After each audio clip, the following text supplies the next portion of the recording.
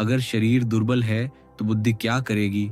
अगर शरीर में शक्ति नहीं तो संकल्प भी निर्बल हो जाता है, और अगर संकल्प निर्बल हो जाए तो जीवन केवल एक संघर्ष बनकर रह जाता है।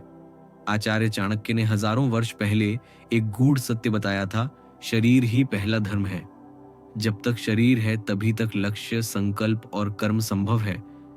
आज हम जानेंगे शारीरिक शक्ति क्या है, इसकी उपज कैसे होती है, और आचार्य चाणक्य इस विषय में क्या कहते हैं। एक ऐसी दृष्टि जो न केवल शरीर को बल्कि आत्मा को भी जागृत करती है। चाणक्य की दृष्टि में शारीरिक शक्ति का महत्व आचार्य चाणक्य कोई साधारण व्यक्ति नहीं थे। वे शिक्षक थे, अर्थशास्त्री थे, राजनीति के मर्मज्ञ थे और एक अद्भुत रणनीतिकार भी। उन्होंने भारत को एकजुट किया और एक महान सम्राट चंद्रगुप्त मौर्य को तैयार किया। पर क्या आपने कभी सोचा है एक बच्चे को सम्राट बनाने की प्रक्रिया कहां से शुरू होती है? आचार्य चाणक्य ने पहले चंद्रगुप्त के शरीर को मजबूत किया। उन्होंने उसे तप कराया, भूखे प्यासे रहना सिखाया, शारीरिक श्रम कराया, क्योंकि वह जानते थे एक कमजोर शरीर बड़े स्वप्न को नहीं ढो सकता। उनकी नीति थी कबायम्बी, बलवान शरीर, निर्भीक मन और तीव्र बुद्धि। यही राजधर्म है, यही जीवन धर्म है। शारीरिक शक्ति की उपज कैसे होती है? आचार्य चाणक्य के अनुसार शारीरिक शक्ति का कोई एक रहस्य नहीं है, ये कई तत्वों का परिणाम है। उत्तम और शुद्ध आहार, जैसा आहार वैसा विचार, जैसा विचार वैसा व्यवहार, और जैसा व्यवहार वैसा परिणाम। आचार्य चाणक्य कहते थे कि जो व्यक्ति तामसिक भोजन खाता है, जैसे अधिक तेल मसाले वाला, बासी, गरिष्ठ या झूठा भोजन, वह धीरे धीरे अपनी ऊर्जा खो देता है। उन्होंने सात्विक भोजन को ही जीवन का आधार माना। फल, सब्जियां, अनाज, जल और समय पर लिया गया भोजन, यही बल का स्रोत है। उनकी नीति थी, भोजन शरीर का ईंधन है, गंदा ईंधन डालोगे तो मशीन बिगड़ जाएगी। भोजन का समय, मन और भाव तीनों का संयम जरूरी है। दिनचर्या और समय पर जागना, चाणक्य नीति में स्पष्ट लिखा है, प्रभात में उठना आरोग्य, बल और बुद्धि तीनों का कारण बनता है। ब्रह्म मुहूर्त यानी सूर्योदय से लगभग 1.5 घंटा पहले, यह समय शरीर की ऊर्जा को संचित करने का समय होता है। आचार्य कहते हैं कि जो इस समय उठता है वह रोग, आलस्य और असमय मृत्यु से दूर रहता है।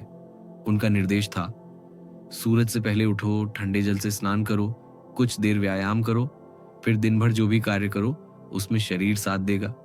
परिश्रम शरीर की असली परीक्षा, जो पसीना बहाता है वही बलवान बनता है। चाणक्य कहते हैं कि शक्ति उपजती है श्रम से। आलसी व्यक्ति चाहे कितना ही अच्छा खा ले, उसका शरीर शिथिल ही रहेगा। उन्होंने चंद्रगुप्त को गुरुकुल के काम करवाए, लकड़ी काटना, कुएं से पानी खींचना, मिट्टी ढोना। क्यों? क्योंकि वे जानते थे जब तक शरीर कठिनाइयों में तपेगा नहीं, तब तक वह युद्ध में नहीं टिकेगा। संयम, ऊर्जा का संचय, ब्रह्मचर्य ही सबसे बड़ा बल है। चाणक्य मानते थे कि जो व्यक्ति अपनी इंद्रियों पर संयम रखता है, खासकर वासना और भोग पर, वह अपनी ऊर्जा को अंदर सुरक्षित रखता है। वासनात्मक जीवन शरीर को धीरे धीरे खोखला कर देता है। उनकी सलाह थी, जवानों को संयम से जीना चाहिए, अत्यधिक नींद, आलस्य और भोग से दूर रहना चाहिए। जो संयमित है वही तेजस्वी बनता है। मानसिक शक्ति से उत्पन्न शारीरिक शक्ति, मन पर नियंत्रण, शरीर पर विजय का मार्ग है। डर, तनाव, चिंता, ये मन को ही नहीं, शरीर को भी कमजोर करते हैं। एक आशावादी, धैर्यशील और आत्मविश्वासी व्यक्ति कम भोजन में भी स्वस्थ रह सकता है। चाणक्य कहते हैं, जो अपने मन को नियंत्रित कर लेता है वो अपनी सारी इंद्रियों को भी साध लेता है। इसलिए उन्होंने ध्यान, अध्ययन और आत्मचिंतन को भी शक्ति का स्तंभ माना। शारीरिक शक्ति का जीवन पर प्रभाव। अब प्रश्न उठता है, आखिर इतनी शारीरिक शक्ति की आवश्यकता क्यों? चाणक्य के अनुसार शरीर की शक्ति के बिना न तो धर्म निभ सकता है, न परिवार चल सकता है, न राज्य संभाला जा सकता है, और न ही आत्मा की उन्नति हो सकती है। शरीर नहीं तो साधन नहीं, साधन नहीं तो साधना नहीं, और साधना नहीं तो सिद्धि नहीं। बलवान शरीर निर्भीक जीवन देता है, डर केवल कमजोर शरीर में घर करता है। बलवान व्यक्ति निर्णय लेने में सक्षम होता है। शक्ति ही आत्मरक्षा का साधन है।